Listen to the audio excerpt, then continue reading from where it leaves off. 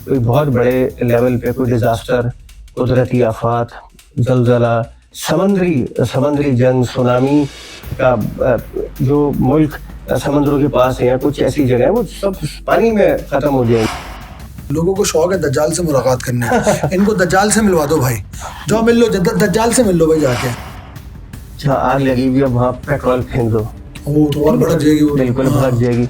जहाँ हल्के हल्के से ये बढ़ावा देना शुरू करेगा जो चांद ग्रहण है, कोविड जैसा दिखा, तो इसी की तरह का मिलता जुलता या हो सकता है कि इससे भी कुछ और बढ़कर कोई वायरस की शक्ल में आपको देखने को मिल जाए। अस्सलाम वालेकुम जी, मैं हूँ फाइक खान और आप देख रहे हैं मेरा यूट्यूब चैनल। निकोलस केज की एक मूवी आई थी 2007 में, उसका नाम था नेक्स्ट। उसका एक बड़ा ज़बरदस्त डायलॉग है जो कि मुझे याद रह गया, और वो डायलॉग कुछ इस तरह से है, Here is the thing about the future. Every time you look at it, it changes because you looked at it, and that changes everything else. ये जो आदम से आदमी निकल के और इसने जो सफ़र किया इतने सारे अदवार का, इसके अंदर हमेशा से इसको क्यूरियोसिटी रही है, और उसी क्यूरियोसिटी के तहत कि क्या होने वाला है, क्या इंसानी ज़िंदगी के बदलाव हैं, क्या वाक़यात और हालात के बदलाव हैं, दुनिया किस तरह से बदल रही है, किस तरह से पेंजिया से आज ये सब कॉन्टिनेंट बन गए साथ, इसी के तहत बंदा जो है वो तजस्सुस के अंदर रहता है, और ये बंदा भी उसी तजस्सुस का शिकार हो गया, यहाँ तक पहुँचा है। मैं इस वक्त एक ऐसी शख्सियत के साथ बैठा हूँ जिनको मुझे बहुत मनाना पड़ा, जिनको मुझे बहुत ही मतलब यूं समय इन अदर वर्ड्स के घेरना पड़ा कि भाई आप मेरे साथ ज़रा बैठें, एक नशिस्त होनी चाहिए और बड़ी मुदल्लल और मुफस्सिल गुफ्तगू होनी चाहिए। आप दुनिया के हालात से रिलेटेड, ट्रम्प से रिलेटेड, पाकिस्तान से रिलेटेड और बहुत सारे हवालों से, 12 ज़ोडिएक साइंस से रिलेटेड, लेकिन वो बैठते नहीं थे। आज बड़ी मुश्किल से मैंने उनके घर पे अचानक छापा मार के उनको पकड़ा, और वो मेरे साथ मौजूद हैं जमाल शफी साहब। जी, जमाल शफी साहब हमारे साथ इस वक्त मौजूद है, तो इनसे कुछ बात करते हैं। जमाल भाई कैसे हैं, ठीक है? अल्हम्दुलिल्लाह। बताए फाइक भाई, आज अचानक जी अचानक मैंने कहा आपको पकड़ ली जाए, आपको ना बिल्कुल कहीं जाने नहीं दीजिए, इसलिए मैं अचानक आपके घर पे आया। अच्छा ये बताएं जमाल भाई, ये इस वक्त यूट्यूब की दुनिया में जो माल बेचा जा रहा है ना, वो बड़ा खतरनाक किस्म का है। उसको हम इन अदर वर्ड्स मंजन भी कहते हैं, चूरन भी कहते हैं, सेलिंग पर्पस भी कहते हैं, और वो है कंटेंट की सेलिंग। जितना ज्यादा कंटेंट में मसाला होगा उतना ज्यादा बिकेगा। बहुत सारे एस्ट्रोलॉजर्स जिनको मैंने देखा है, हमारे भी उनमें कुछ दोस्त हैं बड़े रिस्पेक्टेड हैं, तो सब यही कह रहे हैं कि जो मार्च में सितारों का मार्च है ना, जो कॉन्स्टलेशन बन रही है आसमान पे, फलक पे, वो बड़ी खतरनाक बन रही है, और ऐसी खतरनाक बन रही है कि जिसके नतीजे में कोई आटम बम भी गिर सकता है, कोई वबाई अमराज भी आ सकते हैं, कोरोना टाइप के, राइट? पता नहीं कुछ होने वाला है इस मार्च और इस अप्रैल में। तो ये मार्च अप्रैल क्या है, इसको तो पहले ये डिफाइन करें। देखिए भाई बहुत सारे एस्ट्रोलॉजर्स की आपने बात की कि सबने मार्च अप्रैल को ज्यादा फोकस किया हुआ है कि यार मार्च अप्रैल में ऐसा क्या होगा। थोड़ा सा पास में जाते हैं, कोविड से पहले जब 2019 का नवंबर खत्म हुआ था, दिसंबर शुरू हुआ था, एक इक्लिप्स वहां लगा, अभी मार्च के महीने में भी लगेगा, उस पर आते हैं। फिर सैटर्न का ट्रांजिट हुआ और सैटर्न कैप्रिकॉर्न में आया सजिटेरियस से निकल के, ठीक है, उसने अपना असर दिखाया और दुनिया में ये वबाई मर्ज कोविड के नाम से निकलकर सामने आई। लाखों पे नुकसान हुआ, उसमें इकोनॉमी क्रैश हुई, लोगों की अमवात इतनी हुई, बड़ी एक कैलकुलेशन के साथ लोग अपनी जिंदगी गुजार रहे थे कि सुबह जाना है, शाम में वापस आ जाना है, सब कुछ बंद हो जाएगा। एक तरीके से सफाई सुथराई चल रही थी, क्योंकि सैटर्न कैप्रिकॉर्न में था, जिसे हम डिफॉल्ट कुंडली काल पुरुष के साथ 10वां घर है, कर्म का घर है। आपने क्या किया था, आपने दुनिया को किस हिसाब से लेकर गए, इतना स्मोक सब कुछ था। उसके बाद एक सफाई सुथराई हुई, एक हर जगह आप जा रहे हैं फौरन हाथ धो रहे हैं, अपनी घरों में, गली में, मोहल्लों में, हर जगह एक साफ सफाई चलता रहा। अब ये मार्च अप्रैल में क्या होने जा रहा है, सबसे पहली चीज ये है कि ये जो पाइसिस एक ज़ोडिक साइन है, बुर्ज पाइसिस, इसके अंदर राहु है, ठीक है, ये यहाँ कंफर्टेबल नहीं होता। अक्टूबर 2023 से है। फिर यहाँ जनवरी में 27 जनवरी को वीनस प्लैनेट आ गया, 2 प्लैनेट हो गए। फिर 29 जनवरी को सैटर्न भी आ जाएगा, फिर मरकरी भी है, फिर सन भी पाइसिस में आ जाएगा, फिर कीटू का एस्पेक्ट भी पाइसिस पे पड़ रहा है, और फिर इसी मार्च के महीने में चांद ग्रहण और सूरज ग्रहण भी लग रहा है। तो मुझे बताएं पीछे बचा क्या? एक मार्स प्लैनेट बचा है, वो भी डिप्लेटेड होगा, नीच के घर में होगा, या जेमिनी में या कैंसर साइन में, कैंसर साइन में ही होगा, वो भी वाटरी एलिमेंट है। पाइसिस क्या है? पानी का घर है। आप समझते हैं, 2 मछलियां बनी हुई हैं, यानी कि ये 12 बुर्ज 4 एलिमेंट्स पे डिवाइड है, एयरी, अर्थ, फायरी और वाटरी एलिमेंट। तो ये पानी का घर है। एक चीज तो ये दिखा रहा है कि, और एक डिफॉल्ट कुंडली यानी कि 1 नंबर से शुरू होने वाली कुंडली और 12 नंबर पाइसेस है। तो ये एक तो बुर्ज में आखिरी बुर्ज है पाइसेस, एरीज फर्स्ट बुर्ज है और पाइसेस लास्ट ज़ोडिक साइन है। तो ये पाइसेस ज़ोडिक साइन में इतने सारे प्लैनेट्स का जाना एक साथ, तो ये तो बात तय है कि कोई बहुत बड़े लेवल पे कोई डिजास्टर, कुदरती आफात, जलजला, समुद्री जंग, सुनामी का जो मुल्क समुद्रों के पास है या कुछ ऐसी जगह है, वो सब पानी में खत्म हो जाएंगी। मार्च अप्रैल का बता रहे हैं, 2 मार्च महीने। अप्रैल से उसका आगाज शुरू हो जाएगा। फिर जंग तो नजर आ रही है, कोई जंग? बिल्कुल डेफिनेटली जंग नजर आ रही है। अच्छा, जंग किस खत्ते में नजर आ रही है ज्यादा आपको? जंग देखें, अमेरिका जो है, देखें ट्रम्प पे मैं अभी आता हूँ, क्या चलिए लगन वो है। तो हम आगे बात करें। मुझे एक बात बताएं, ये जो आपने जो कॉन्स्टलेशन को बयान किया है ना, और ये जो मार्च से लग रहा है कि इतने सारे सितारे इसमें जा रहे हैं, क्या ये 300 साल बाद कॉन्स्टलेशन इस तरह की आई है जिसकी वजह से हालात ऐसे होंगे सैयारों की रोशनी में? ये कब आई? ये पहली दफा हो रहा है इतने 300 सालों में या 3000 सालों में, या क्या या पहले हो चुका है ऐसा? लेकिन लाजमी बात है कि ये पहले कभी क्योंकि मैं हुआ किसी है। को कोट करूंगा, किसी ने कहा था कि जी ये हिरोशिमा नागासाकी के वक्त जो है वो इस तरह की कॉन्स्टलेशन थी। बिल्कुल हुई Is that होगी। right? बिल्कुल है, इसमें कोई शक नहीं है कि ये सारे प्लैनेट्स पाइसेस में कभी गए होंगे।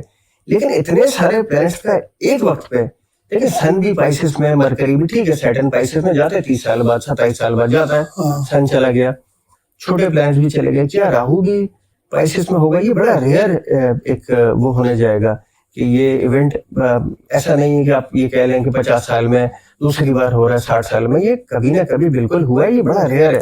अच्छा, मार्च और अप्रैल के हवाले से हम बात करें तो पहले आ रहा है 14 मार्च को चांद ग्रहण। पहले चांद ग्रहण पे थोड़ा सा जरा रोशनी डालें। देखिए चांद ग्रहण का असर 15 दिन पहले और 15 दिन बाद तक रहता है, ठीक है। इसी तरह सूरज ग्रहण का 30 दिन पहले और 30 दिन ग्रहण लगने के बाद रहता है। अब चांद ग्रहण भी जो होगा उसका असर बिल्कुल पड़ेगा, और जो ग्रहण है वो हम किसी शेडो को आगे आने पे, यानी कि सन के आगे जब राहु या कोई ऐसी चीज जब ग्रहण लगाती है तो ग्रहण लगता है ना, सूरज चल रहा है, उसको बड़ा मायूस Rahu Ketu north node south node, हाँ, नॉर्थ नोड ऑफ मून और साउथ नोड ऑफ मून, ये इसी तरह के ये ग्रहण लगाते हैं। अब ग्रहण जो मार्च के महीने में भी लग रहा है, सन ग्रहण भी लगेगा 28-29 मार्च को, तो वो कहाँ जाएगा? सन पाइसेस में जाएगा वहाँ। हाँ, लेकिन अभी चांद ग्रहण भी रहता है। हाँ, चांद ग्रहण जो हो रहा है जी वो ग्रहण बेसिकली नजर कहाँ पे आ रहा है, विजिबल कहाँ पे? लेकिन ये जो और क्या जहाँ पे विजिबल होता है वहां ज्यादा असरात होते हैं और वहां कम होता है जहाँ नजर नहीं आता, या पूरी दुनिया पे होते हैं इसके नहीं, असर? इसका असर दुनिया पे तो होता है, लेकिन जहाँ ज्यादा दिखाई देता है वहां ज्यादा असर कहाँ होता है। दिखाई दे रहा है ज्यादा? लेकिन ये सब ज्यादातर आप देखिएगा कि चांद ग्रहण हो या सूरज ग्रहण हो, बिल्कुल वेस्टर्न जगह पे, वेस्ट वर्ल्ड या ठीक है, वेस्टर्न वो उसके असरात में आ गए पहले बिल्कुल उसके चांद असर, ग्रहण। बिल्कुल अब आप कह रहे हैं कि 29 मार्च को सूरज ग्रहण होने वाला है, जी जो बिल्कुल। सोलर इक्लिप्स है, अब उसके नतीजे में वो भी वेस्टर्न साइड कवर कर रहा है, नजर आ रहा है, क्योंकि वो नजर आएगा। हाँ, जी, अमेरिका बिल्कुल। और वो नॉर्थ अमेरिका, साउथ अमेरिका, जी, यूरोप में मेरे ख्याल में नजर आ नॉर्दर्न रहा है। ईस्ट की कंट्री है, ऑस्ट्रेलिया हो गया, कनाडा हो गया, यूएसए हो गया, अच्छा, ठीक है, ग्रीनलैंड, फिनलैंड, यहाँ नजर नहीं आएगा, लेकिन उसके असरात ज्यादा वहां होंगे या यहाँ? नहीं बिल्कुल जहाँ नजर आ रहा है वेस्टर्न वर्ल्ड में होंगे, वेस्टर्न जगह पे होंगे। और अभी भी अब इसके अलावा जैसे सूरज ग्रहण होगा तो अब हम गवर्नमेंट को, ये सरकारी मामलात को, इवन चांद ग्रहण में भी उसका असर भी, ठीक है, बहुत जगहों पे ग्रहण को अच्छा नहीं समझा गया है। अब हामला खवातीन हो गई या सरकारी लोग हो गए, अब बता देना हमारे मजहब में भी इसको अच्छा नहीं समझा गया है। हम इसको इस चीज से पनाह मांगते हैं अल्लाह से। हाँ, नमाज़ें कसूफ और कुसूफ, तो बिल्कुल, तो ये चीज ना एस्ट्रोलॉजी में इसको हाँ। कुछ ऐसा समझा गया, तो ये अपना असर बिल्कुल दिखाएंगी। फिर जैसे जैसे हम यानी कि मार्च के मिड में चांद ग्रहण हो रहा है, फिर हम जैसे जैसे 30 तक जा रहे हैं तो एक और सूरज ग्रहण है, आप समझ रहे हैं? तो हाउ वुड यू एलैबोरेट, असरात क्या होंगे, उनको डिकोड अगर आप करें? अच्छा देखिए, असरात क्या होंगे, हम मून को किससे लेते हैं? हमारी माइंड से, हमारी फीलिंग्स से, हमारे इमोशन से, हम क्या सोचते हैं वो हमारा मून है। ठीक है। तो लाजमी बात है कि पहले सोचों में तब्दीली आना शुरू होंगी, एक एंगर का इशू भी आएगा कि जहाँ लड़ाई हो रही है, जहाँ आग लगी हुई है, वहां पेट्रोल फेंक दो, वो तो और भड़क जाएगी, वो बिल्कुल भड़क जाएगी। जहाँ हल्के हल्के से ये बढ़ावा देना शुरू करेगा जो चांद ग्रहण है। फिर आगे ही चल के, यानी कि 2 हफ्ते के बाद सूरज ग्रहण भी आना है। अच्छा, ये सारे इवेंट्स स्पाइसेस में हो रहे हैं, ठीक है, और स्पाइसेस ये नॉर्दर्न ईस्ट का पार्ट या ये वेस्ट की कुछ जगहों पे यूएसए, कनाडा, ऑस्ट्रेलिया, इन जगहों पे, ग्रीनलैंड, फिनलैंड, इन जगहों पे ज्यादा दिखेगा। अब लाजमी बात है अगर हम पाकिस्तान में रह रहे हैं तो अगर कोई चीज वहां हो रही है या अगर वहां इकोनॉमी क्रैश कर रही है तो उसका असर यहाँ पे भी आएगा, वहां हालात खराब होंगे, यहाँ पे भी असर आएगा। तो कहीं ना कहीं देखिए दुनिया एक स्टेप आगे बढ़ती हुई नजर आ रही है, या आप यूं कह रहे हैं कि अपने अंजाम या आखिरत की तरफ। ये एक फैक्ट है, उसका एक आगाज है ये। अच्छा, मुझे इसके नतीजे में आपको क्या जंग नजर आती है वेस्टर्न वर्ल्ड में? बिल्कुल जंग नजर आ रही है, ठीक है। और आपको कोई एटम बम चलता हुआ नजर आ रहा है? कोई मतलब न्यूक्लियर वेपन जाता हुआ नजर आ रहा है? अल्लाह ना करे। देखिए अभी हमने माजी में भी देखा कितने वो तो यूक्रेन वगैरह, हाँ वो सब वो तो ये कुछ भी नहीं है जो हमने माजी में देखा है और अब हम जो देखेंगे उसके मुकाबले में जमीन आसमान का फर्क। अच्छा, सिमिलैरिटीज नहीं है हालात में, ये कुछ नया होने वाला है बिल्कुल। और कई मैं कह रहा हूँ ना कि माजी में हमने वो चीज नहीं देखी होगी जो चीज अब देखने को मिलेगी, जलजलों का बहुत ज्यादा बढ़ जाना, क्योंकि सारे प्लान्स 12वें घर में होंगे। अब लाजमी सी बात है कि सैटर्न शनि है 12वें घर में, उसकी एस्पेक्ट सेकंड हाउस पे पड़ेगी, इकोनॉमी भी पड़ेगी। तो ये जो साइंसदान बताते हैं, क्योंकि मैं देख रहा था एक चैनल देखता हूँ साइस्मिक अपडेट से रिलेटेड है वो, तो उसमें ये टेक्टोनिक ड्रिफ्ट वगैरह और टेक्टोनिक शिफ्ट जो है, जमीन जो क्रस्ट है इससे रिलेटेड बता रहे होते हैं। किस एरिया, किस खत्ते में ज्यादा इन जलजलों को देख रहे हैं आप? ये ज्यादा हिस्सा आपको वेस्ट की तरफ देखने को मिलेगा सर। ओह अच्छा, ये सारा क्योंकि मैंने तो ये सुना कि साउथ पोल भी जो ऐसा ऐसा करके हटता चला जा रहा है, तो गूगल का मैप है ना, तो वो भी अब साउथ पोल कहीं और बता रहा होता है। दुनिया की शिफ्टिंग ऐसी है। अच्छा, और अब आते हैं इसके ऊपर, इसके असरात इकोनॉमी भी जो एक चीज इसमें ऐड करूं, प्लीज प्लीज। जो हमने कोविड जैसा देखा, तो इसी की तरह का मिलता जुलता या हो सकता है कि इससे भी कुछ और बढ़कर कोई वायरस की शक्ल में आपको देखने को मिल जाए। लेकिन होगा 2 महीने के लिए, क्योंकि लोग मार्च अप्रैल को ज्यादा खतरनाक कह रहे हैं ना। भाई में देखें मार्च अप्रैल तो एक आगाज है, कोविड भी तो देखें 2-3 महीने का टाइम था ना, लेकिन कितना लंबा खींचा, जब तक सैटर्न कैप्रिकॉर्न से निकल के एक्वेरियस में नहीं गया। अच्छा, ये अच्छी बात है कि 2-3 महीने बहुत ज्यादा बढ़ावा रहेगा, फिर उसके बाद ग्रेजुअली जुलाई के बाद से अगस्त, सितंबर, अक्टूबर, मतलब पीक पे जाएगा मार्च अप्रैल में जो कुछ भी होगा, और उसके बाद तदरीज उसमें कमी आना शुरू हो जाएगी। अच्छा, मे भी है उसके अंदर। ओह अच्छा। सबसे पहले मरकरी उस बुर्ज में नीच का होगा, ठीक है, पाइसिस में, और उसी घर में वीनस एक्सॉल्टेड होगा। तो नीच का मरकरी, एक्सॉल्टेड वीनस, कहीं ना कहीं नीच भंग मतलब शर्फ में होगा। नीच मतलब डिग्रेडेड, खराब, कमजोर, खराब पोजीशन में होगा। तीसरे और छठे घर का भी मालिक है मरकरी, यानी कि जेमिनी और वर्गो को का लॉर्डशिप है मरकरी। तो भाई हालात तो खराब होंगे, बैंकिंग सेक्टर, माली जो नुकसान होगा लोगों को वो बहुत ज्यादा देखने को मिलेगा वेस्ट की तरफ। हर कारोबार में, स्टॉक एक्सचेंज, रियल एस्टेट, फलाना धमाका, ये सब मरकरी के उसमें आते हैं। अच्छा। अब देखिए उसके बाद जो क्या हो रहा है, उसके बाद पाइसिस से राहु निकल जाएगा, इन्हीं के बाद, ठीक है। तो जून से एक कम होना शुरू होगा, ठीक है। जून 9 से इसका मतलब है जुपिटर भी आ रहा है। हाँ, और इसका मतलब है कि वो थोड़ा जरा मतलब रिलेटिवली, क्योंकि आपका जो स्टार्ट है मेरे ख्याल में एस्ट्रोलॉजी का, वो स्टार्ट ही मेरे ख्याल में मार्च होता है। हाँ जी, एरीज से स्टार्ट होता है ऐसे। अच्छा, वैसे आर्टिफिशियल इंटेलिजेंस के ऊपर बात करते हैं, क्योंकि बहुत ज़्यादा इसको भी बूम मिल रहा है, बहुत ज़्यादा आगे जा रहा है। सैम, बहुत सारे लोग जो कर रहे हैं। कहाँ देखते हैं अब दुनिया को, मतलब टेक्नोलॉजिकल मार्वल्स की क्रिएशन के अंदर, आईटी के बूम के अंदर कहाँ देखते हैं दुनिया को इन 2 महीनों, मार्च अप्रैल में? लेकिन ये 2 महीना लाजमी सी बात है कि कोई बहुत बड़ी तब्दीलियां तो लेकर आ रहा है, और अब इसको पॉजिटिव वे में तो कह ही नहीं सकते, एक मनफी तब्दीली है। नहीं तो आर्टिफिशियल इंटेलिजेंस ये आगे चल के जून के बाद इसमें एक मजीद बूम आएगा। अच्छा, क्योंकि राहु पाइसिस से एक्वेरियस में आ जाएगा, जिधर राहु बड़ा कंफर्टेबल है। आप समझ रहे हैं? तो ये सारा काम, इवन हम जो अपने सेल फोन कैमरे रखे हुए हम एक क्लिक करते हैं पिक्चर के लिए, तो उसके पीछे भी राहु का बड़ा अमल दखल है। अब राहु पाइसिस से ज्यादा कंफर्टेबल एक्वेरियस में होगा, और यहाँ फिर ये एक समझ लें कि जहाँ अभी इसकी 50% है इसका असर दुनिया पे अभी, तो ये 80% पे आ जाएगा, स्पेशली मई जून के बाद से।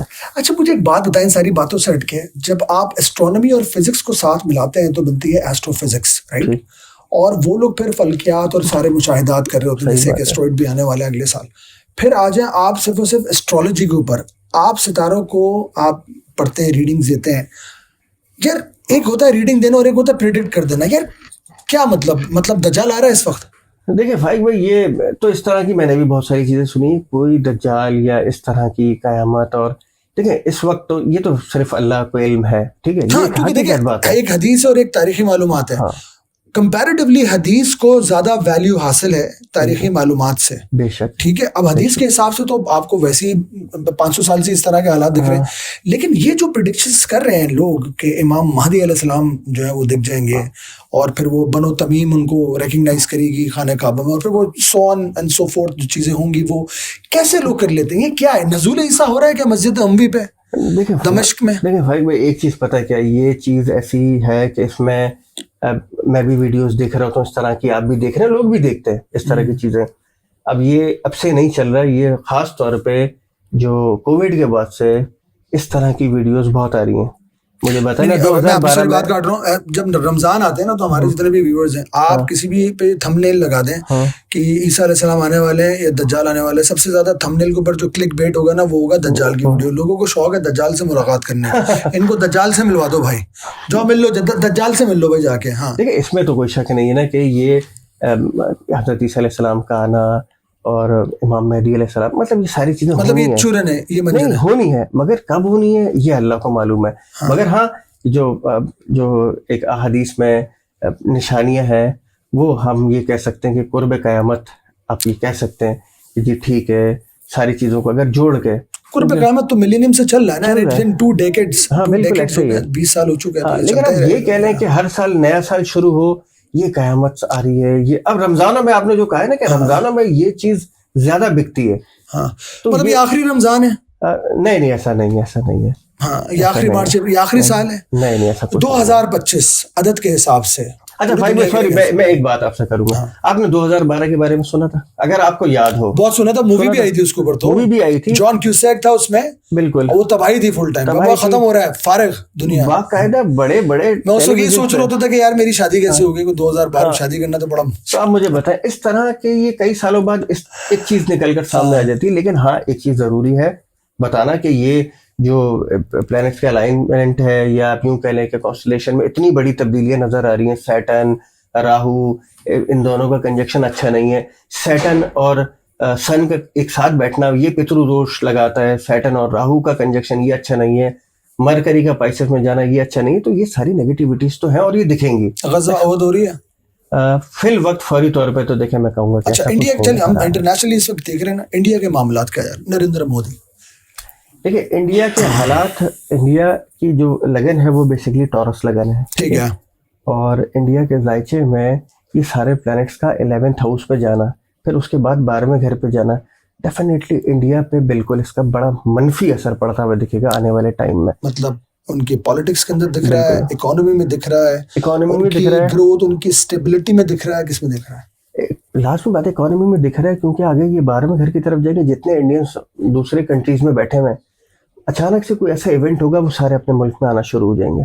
ओह, अभी कितनी बड़ी बात है ये कि ट्रम्प भेज रहा है ना लोगों को कोई अमेरिका एक से। मिसाल है, कोई कनाडा में, कोई यूएसए में। ये एक जगह नहीं कह रहा मैं, कि कई जगहों से इंडियंस भी अपने मुल्क में वापस पहुंचेंगे। अब देखें, इंडिया की एक आबादी बहुत बड़ी है, तो लाजमी बात है कि वो डैमेज करेगी।